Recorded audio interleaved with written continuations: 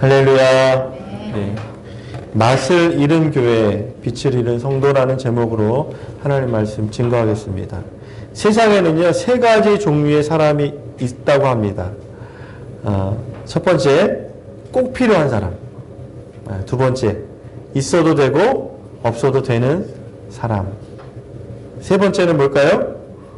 있으면 안 되는 사람. 맞습니다. 있으면 안 되는 사람. 꼭 필요한 사람을 우리는 소금 같은 사람이라고 보통 얘기하죠. 이 소금은요, 우리가 매일 섭취를 해야지만 살 수 있는 필수 불가결한 요소 중에 하나죠.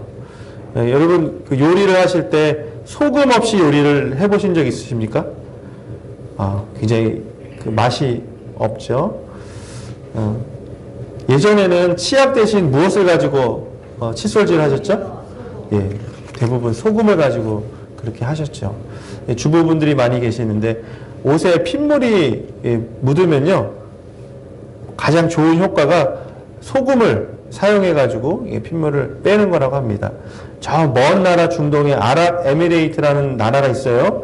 그 나라에서는요, 그 건물을 짓는데 벽돌이 필요한데 소금으로 가공한 벽돌을 만들어서 집을 짓는데 허술한 집이 아니라 우리가 만드는 그런 그 브로크, 그냥 블럭보다 훨씬 더 강도가 세가지고 오랫동안 이 집을 유지할 수가 있다고 합니다. 여러분, 먹는 거, 또 우리가 그 옷에 관련된 것, 또 심지어 우리가 거주하는 집의 구조까지 소금이라는 것은 빠뜨릴 수가 없는 너무나 중요한 것입니다. 이 소금의 역사를 보면요, 약 6,000년 전부터 이 소금이 사용됐던 것이 기록이 남아 있는데, 로마의 군병들은 이제 소금으로 그 월급, 이제 봉급을 대신 받았던 때가 있습니다. 그러니까 말하자면 소금이 화폐 단위가 되었던 거예요. 그만큼 가치가 있기 때문에 나라에서 목을 받는 것을 소금으로 받으면 그것을 가지고 다른 물건도 살 수 있는 물물 교환의 수단의 기준이 소금이었다는 거죠. 근데 소금이 영어로 salt잖아요. salt. 근데 우리가 월급하면 샐러리라고 하는 말을 하잖아요. 그러면 우리 월급쟁이를 보통 영어로 뭐라고 하죠? 샐러리맨이라고 그러잖아요. 그게 샐러리라는 것이 바로 소금, salt에서 왔다는 거예요. 왜요? 예전에는 소금으로 뭘 받았습니까? 봉급을 받았던 때가 있었기 때문에 이것이 어원이 돼서 그 소금이라는 것이 마치 기준이 될 수 있고 삶의 가치가 될 수 있는 시대를 우리는 이미 살아가고 있다라는 것입니다. 그러니까 월급날, 봉급날이 뭐 받는 날이에요? 소금 받는 날이에요. 소금을 나라로부터 받아서 그래서 요긴하게 쓰는 소금 받는 날이 월급 받는 날이었습니다. 이 성경에도 소금이라는 말이 나올까요? 예, 물론 나오겠죠. 구약에 보면 창세기 19장에 소돔성이 이제 불타 없어지는, 소돔성이 저주를 받는 그때, 롯과 그 처가, 예, 하나님의 인도에 따라서 도망을 가는데, 롯의 처가 뒤를 돌아보잖아요? 그래서 어떻게 했어요?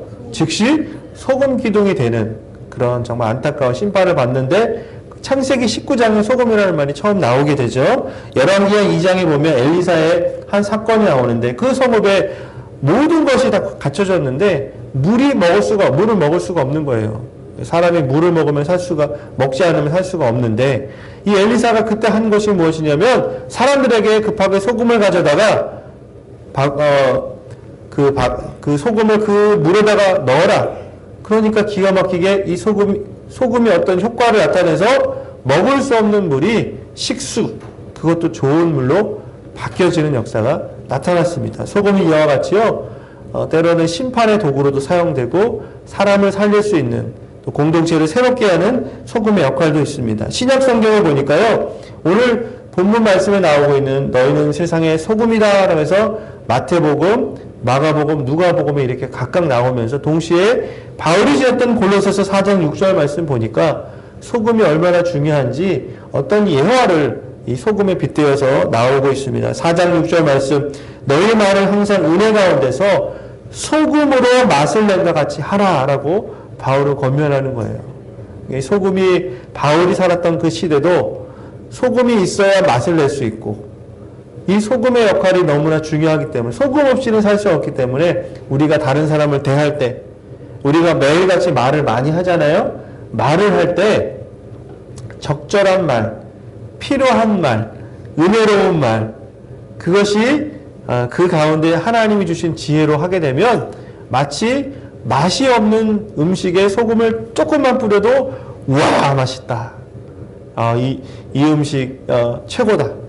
이 집 정말 그 맛집에 올려야 되겠다라고 할 만큼 변화된다는 거예요. 여러분 말을 하실 때 소금 은혜의 소금을 넣고 말씀하시길 바라겠습니다. 대화를 하실 때 이 말이 꼭 필요할까? 필요하지 않을까? 그렇죠? 내가 이 사람 직진으로 이 사람을 가르쳐야 될까? 아니면 내가 기다려야 될까? 그 모든 것은 하나님이 주시는 지혜잖아요. 그 지혜로운 말을 통해서 우리의 가정, 우리의 사회, 우리 주변이 변화되는 놀라운 2025년 한 해가 되시기를 바라겠습니다.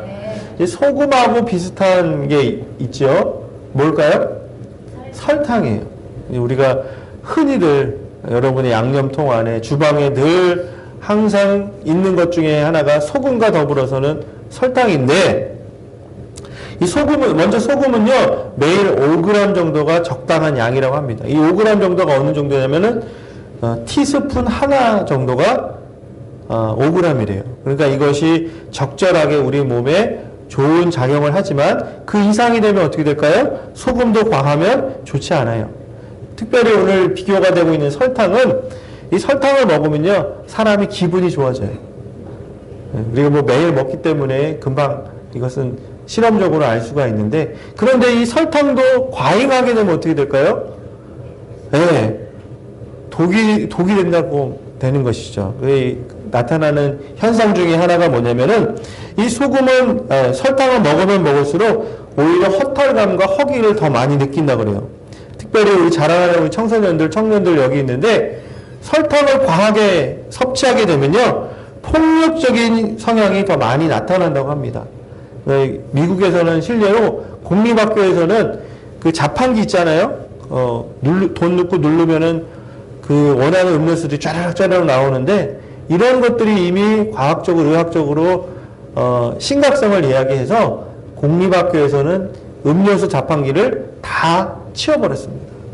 그만큼 설탕이라는 것, 적정한 거 필요하지만 과잉하게 됐을 때, 특별히 자라나는 청소년기에는 이 음료수라든가 또 설탕이 많이 들어가 있는 이런 것들을 취하게 되면 괜히 흥분하게 되는 거예요. 폭력적인 그런 성향이 일반 사람들보다 더 많이 나타난다고 합니다. 일반 사람들도 마찬가지죠. 설탕을 많이 섭취하게 되면 어떻게 합니까? 비만, 고지혈증, 당뇨 같은 질병들을 일으키는 가장 주요 요인이 설탕이라는 거예요. 여러분, 세상에 그렇게 보면 소금 같은 사람도 있고 설탕 같은 사람도 있는 것 같아요. 보기는 비슷해 보이고, 그쵸? 다 필요한 것 같은데, 특별히 설탕은, 여러분, 이 설탕 같은 사람은 어떤 사람이냐면, 보기에는 좋은데, 끝이 안 좋은 사람이에요. 가까이 하면 가까이 할수록 처음은 너무나 달콤한데 나중에는 나한테 독을 뿜을 수 있는 사람이 바로 설탕 같은 사람이라는 거죠. 우리 주변에 여러분이 인생을 살아오시면서 처음에 저 사람 멋지다, 저 사람 말하는 것이 다 맞는 것 같아, 마치 설탕을 그냥 수저로 퍼먹는 것처럼 너무 좋다, 너무 맛있다, 지금은 좋다. 그렇지만 나중에 이가 다 썩고요, 우리의 몸을 악하게 만드는, 돌이킬 수 없는 건강을 해치는 그런 설탕 같은 사람은 피해야 될 줄 압니다.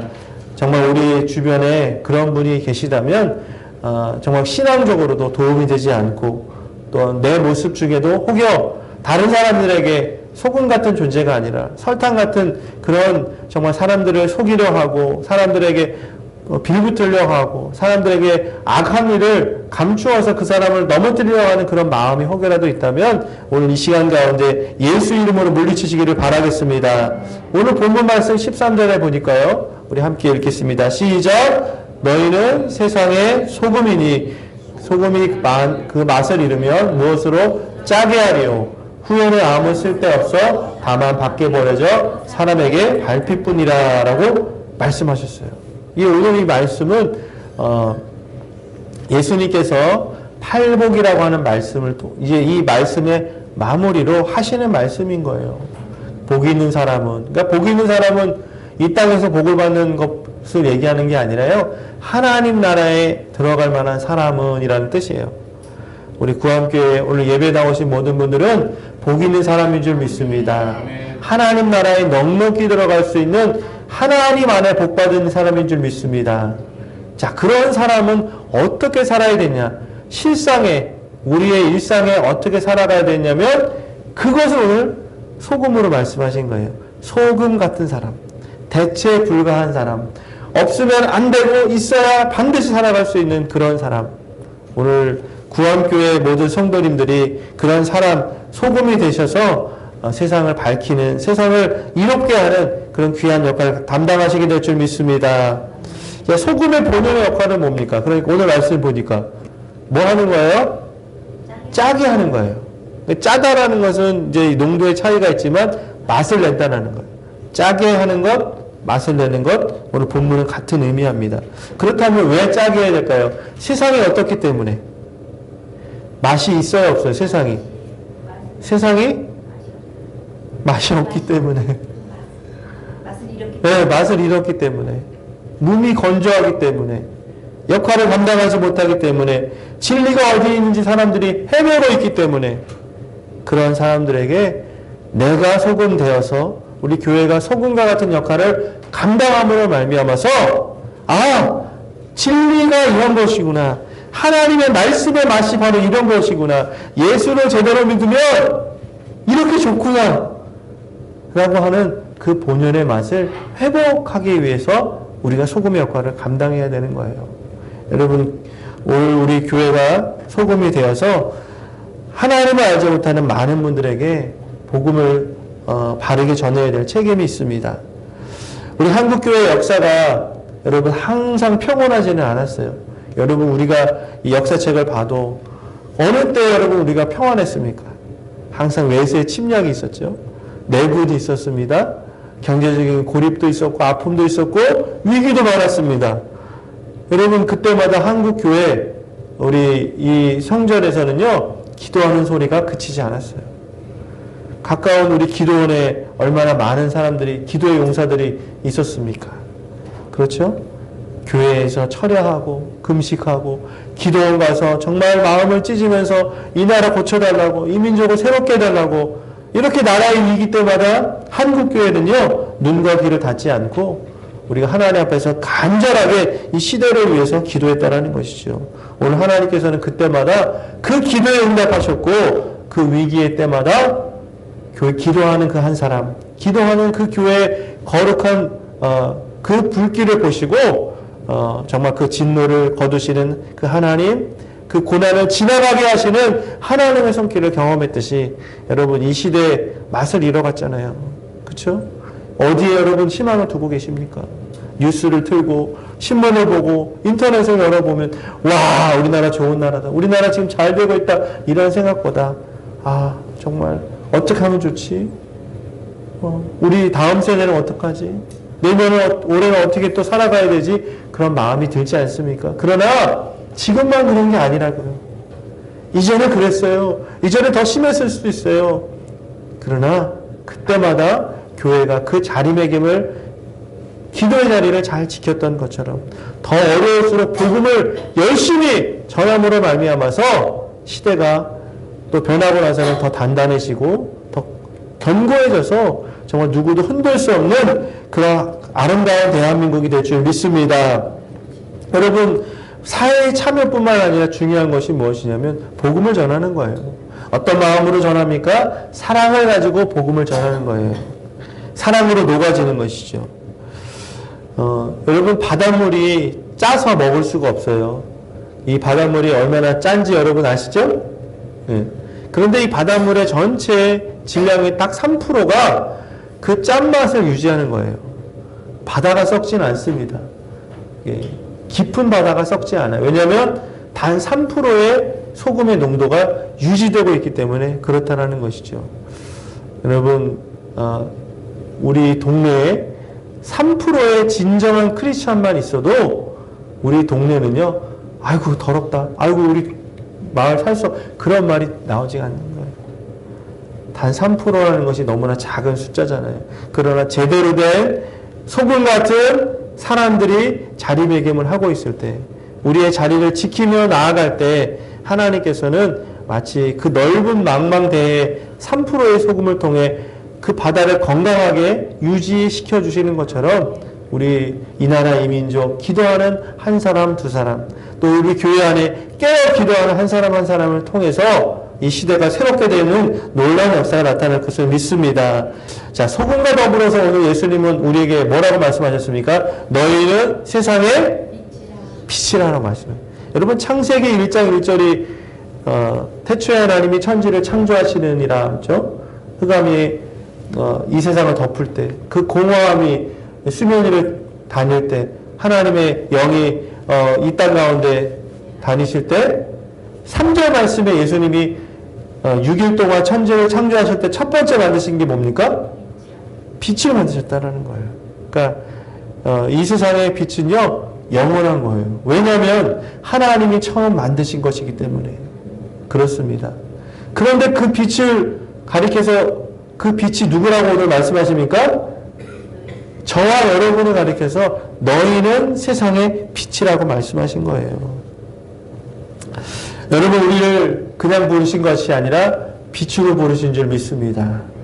여러분의 삶은 그냥 왔다 그냥 가는 삶이 아니라 빛으로 부르셔서 오늘 빛을 비추기 위해서 오늘 존재하는 존재의 사명이 있습니다. 여러분, 세상이 어둡습니다. 그렇죠? 캄캄합니다. 때로는 우리 마음도 어두울 때가 있어요. 희망이 보이지 않습니다. 답답합니다. 어디에다가 우리의 마음을 보여야 될지 모를 때때로 있습니다. 그러나 여러분, 우리가 만든 불은요, 꺼지기가 쉬워요. 그러나 하나님이 만드신 불은 누구도 꺼뜨릴 수가 없다라는 거예요. 4년마다 올림픽을 합니다. 올해는 2024년도에는 프랑스 파리에서 있었잖아요. 4년 후에는 어디에서 있을까요? 미국 LA라고 하는 곳에서 이제 또 올림픽을 하게 됩니다. 이제 올림픽을 하게 되면 여러분이 전 세계에 관심사가 있는데, 하기 직전에 약 한 달 전에 아테네라고 하는 곳에서 성화를 불을 받아가지고 그것을 가지고 전국을 다니고, 특히 이제 그 개최지 나라 주를 돌면서 성화 봉송을 하게 됩니다. 그러고 나서 성화 봉송 때에 그 불을 비추고 그 게임하는 기간 동안에 불을 비치게 되죠. 그런데 그 불을 그냥 꺼뜨리는 게 아니에요. 여러분, 1988년도에 서울에서 올림픽이 있었죠? 기억하십니까? 네. 그러고 나서 올림픽은 끝났잖아요. 그런데 잠실 공원 안에 방이동에 그 올림픽 그 기념관에 가보면 88년도에 처음 체화되고 운동 기간 동안에 있었던 그 불이 여전히 거기 불이 남아있는 거예요. 기념해서. 88년도에 아테네에서 붙어온 그 불이 여전히 시간이 그렇게 많이 흘렀는데도 불구하고 여전히 그 불은 꺼지지 않고 타고 있다는 거예요. 여러분, 그렇다고 하면 인간이 만든 불도 수십 년 전에 올림픽을 기념하기 위해서 그 불이 지금 어느 공간에서 타고 있다면, 하나님이 태초에 빛이 있으라 하시고 만드신 그 빛이 꺼질까요? 안 꺼질까요? 누가 실수를 꺼뜨릴까요? 아니요. 누구도 꺼뜨릴 수가 없는 거예요. 왜냐하면 하나님 당신이 빛이기 때문에 그래요. 하나님이 계신 곳에선 빛나는 거예요. 하나님을 가까이 하면 우리의 어둠이 떠나가게 되는 거예요. 우리를 빛으로 부르신 이유가 뭡니까? 하나님이 빛이시기 때문에 우리를 자녀 삼아주시고, 하나님이 나와 가까이 하기 원하시기 때문에, 그래서 너는 빛이 되어야 돼. 너는 빛나는 인생이야. 너는 넘어져 있을 필요가 없어. 너는 죽지 않아. 영원히 나와 함께 살 수 있는 영원한 나의 자녀야. 너는 그래서 빛이야 라고 말씀하시는 거예요. 여러분, 우리 마음 안에 꺼지지 않는 불이 있다는 것을 기억하시기 바랍니다. 그 불은요, 누구도 꺼뜨릴 수가 없는 거예요. 광야에 하나님께서 모세를 통해서 성막을 짓도록 하십니다. 이 성막 안에 재밌는 게 있어요. 불이 있었어요. 여러분이 한번 맞춰보세요. 불이 두 군데가 있는데 어디일까요? 들어가면서 번제단에 제물을 태우기 위한 불이 있었죠. 그리고 성소와 지성소가 있는데 지성소, 성소 안에 또 뭐가 있습니까? 그 성소를 밝히는, 우리 마치 여기 지금 전등을 켠 것처럼 촛대가 있는 거예요. 그래서 그 촛대에 불을 켜게 되는 것이죠. 여러분, 여기서 볼 수 있는 것이 무엇입니까? 이 성막이라는 것은 교회의 모형이기도 하고 그리스도의 몸을 가리키는 거예요. 천국의 모습을 또한 상징하는 것입니다. 하나님은 빛이라는 거예요. 하나님은 불이라는 거예요. 하나님을 가까이 하는 사람, 하나님의 자녀는 그 심령 안에 꺼지지 않는 불이 항상 있다는 것 기억해야 될 줄 믿습니다. 여러분, 그래서 우리의 신앙관리는 불관리하는 거예요. 내 불이 지금 꺼져 있나? 교회를 와도 기쁘지가 않아요. 말씀을 들어도 뭔 소리인지 몰라요. 기도를 해도 딴 생각만 들어요. 여러분, 그거는 불은 있는데 깜빡깜빡 하는 거예요, 지금. 불이 그냥 있기는 있는데 그냥 연기 막 존재만 있고 연기만 막 나가지고 나도 괴롭히고 남도 괴롭히는 그런 정말 끓음 같은 불이 있다면 여러분, 내 신앙, 내 마음 안에 있는 신앙의 불을 잘 관리해야 된다는 거예요. 이 불이 언제 불타오를 수 있을까요? 여러분, 구약시대에 보면 하나님이 주신 그 불이 항상 똑같은 게 아니에요. 주님께 복종하고 순종하고 기도하고 충성하고 복음 전할 때 그 불은요, 이 번제단의 불은 너무나 삽시간에 그냥 막 천도까지 오를 정도로 재물을 태울 수 있는 뜨거운 불이었어요. 그런데 제사장이 타락합니다. 기도가 그칩니다. 하나님 말씀 순종하지 않아요. 불은 있긴 있는데 끓음만 나는, 연기만 나는, 그래서 아무것도 할 수 없는 무능력한 불이 과거에 구약시대에도 있었다라는 거예요. 여러분, 어떤 불을 여러분 우리 마음 안에 소유해야 되겠습니까? 하나님이 우리를 빛이라 부르셨어요. 우리 안에 그 빛은 언젠가는 그 빛의 또한 용도가 바로 정말 거룩한 성령의 불과 같이 부정한 것을 태우고 하나님 앞에 온전히 헌신할 수 있는 번제단의 불과 같이 내 마음 안에 거룩한 신앙의 불이 오늘 불타오르고 있는지 다시 한번 점검해야 될 줄 압니다. 오늘 주님께서는 빛이라고 부르셨어요. 그 빛은 또한 불을 내는 정말 하나님 앞에서 다른 사람들에게 선한 영향력을 미치는 불이 되어야 된다는 것이죠. 여러분, 늦은 밤 주무실 때 외로움이 찾아올 때 있습니다. 그럼 내가 불이 꺼져 있으면 어떻습니까? 두려워요. 내일 무슨 일을 당할까? 이 나라가 어디로 갈까? 내가 지금 가지고 있는 질병 때문에 내가 어떻게 되지는 않을까? 큰 채무로 인해서 이러다가 내가 죽을 수도 있겠다. 여러분의 자녀들 때문에, 가족들 때문에 마음이 무너지고 빛이 보이지 않는 분이 계시다면 오늘 말씀을 기억하시기 바랍니다.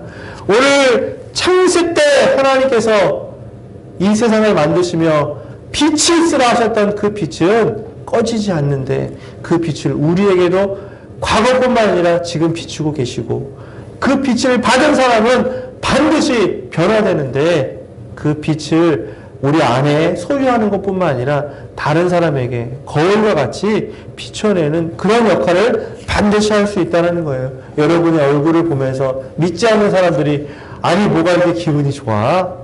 당신은 이것도 없고 저것도 없는데 왜 이렇게 싱글벙글해? 내가 볼 땐 당신은 정말 불행한 사람처럼 보이는데 왜 이렇게 당신은 왜요? 내 안에 예수님이 계시니까.